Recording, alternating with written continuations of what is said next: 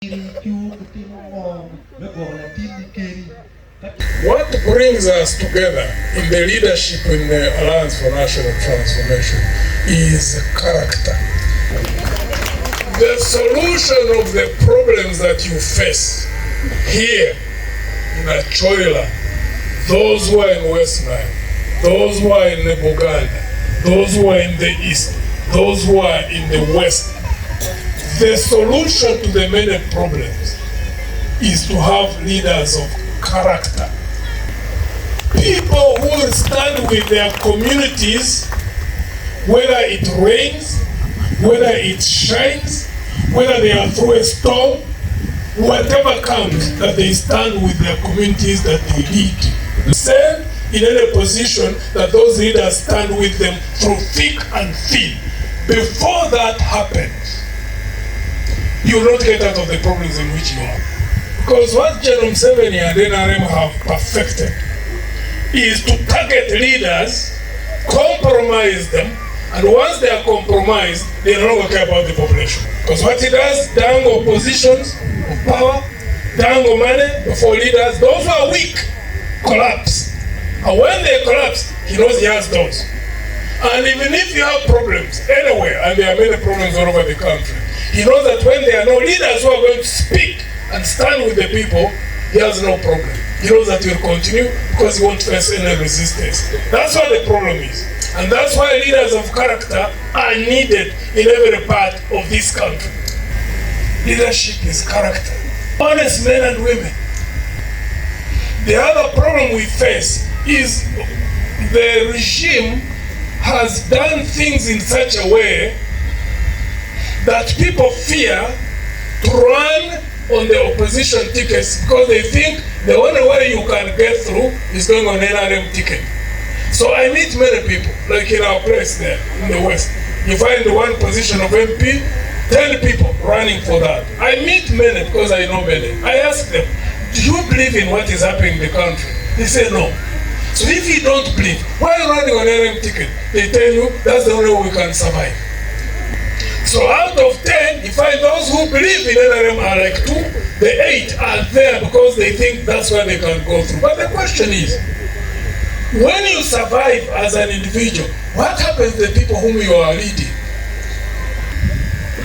This last parliament, NRM has got 400 plus members of parliament, which is ending this year. You hear the laws they pass.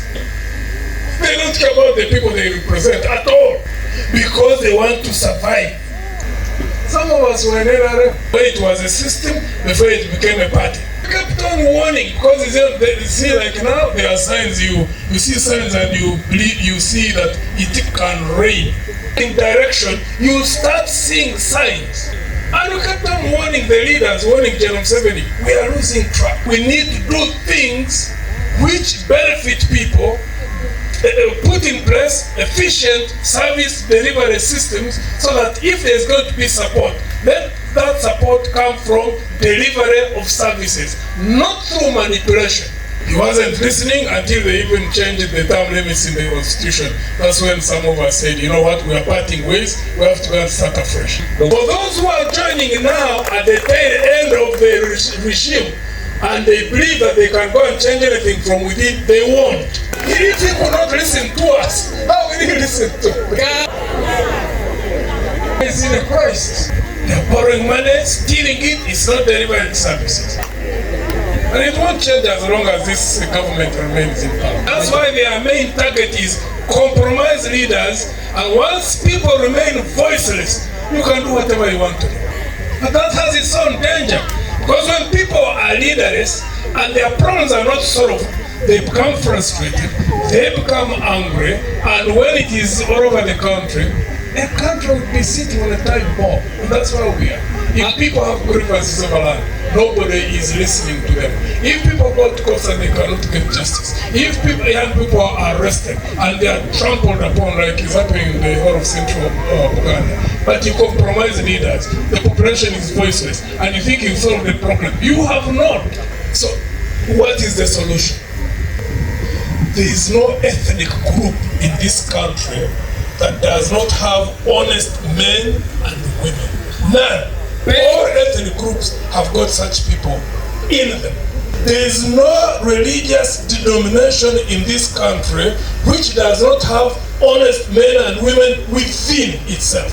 But the tendency is that the honest men and women, most of them stay outside because politics has become money, which was also introduced deliberately by this regime to what? You impoverish people, you break down their will, you come tomorrow to buy them with the least amount of money that you can buy them with, and then in the process, that attracts people who will do anything for money.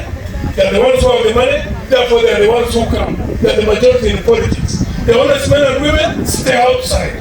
That's what the crisis of politics is in this country as we speak. At least what we've been trying to do in Alliance for National Transformation is to reach out those honest men and women, every religious denomination, to say, look, you may not have money, but you are an honest man or woman. When you are in a church, when you are in a mosque, when you are in a clan circle, you are the one who is trusted. You are the one whom they know, once this person gets the pass of whatever grouping they are in, he or she is trustworthy. They don't have money for politics, but they are the pillars that can liberate the communities, which, if they are trusted by the communities, to present you and your problems be resolved. So please, don't follow those who have the money, but they will give it nevertheless. Elect people who are honest, who will stand with you in any situation and keep speaking and speaking and speaking until your problems are resolved. That's the result of this kind. You are lucky in a Chori land and a number of areas in the north. You still have land that is still, where you find a family has a large piece of land. It is not like in Uganda and in the West. In the West, you will not get out of 10 families, you will not get like 8 families, 7, 8 families. You find they are sitting on land which is about an acre and a half, 2 acres. Here, you still have land. That is the source of your wealth here. Before you increase and cut it up, and you become like the Western Uganda, where you find a family has only 1 acre, 1.5 acres. So use this period to elect leaders who will work together first within the region and also for the national government to work with you in this period when you still have this land which you have. Fortunately it's fertile, fortunately it's flat, it can be mechanized, to put their schemes for raising you to a level which you desire to be at. Or you cannot achieve that if you have honest men and women at the level of LOC3, LOC5, members of parliament, and in central government.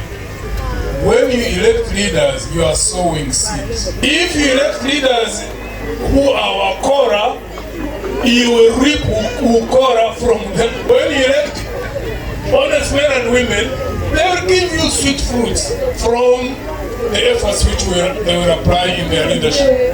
Amongst you, even if you don't have money, but if you feel for your community, stand as a council, stand as a LCD chairperson, stand as a mayor of a township. So we can have leadership from the grassroots until the national level. The community want to see a better future.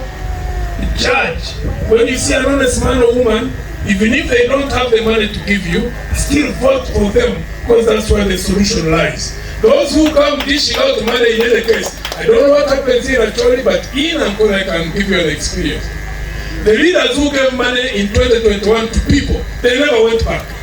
They never went back. The 5,000, 10,000 they give someone once in an electoral period. Take them through those 5 years.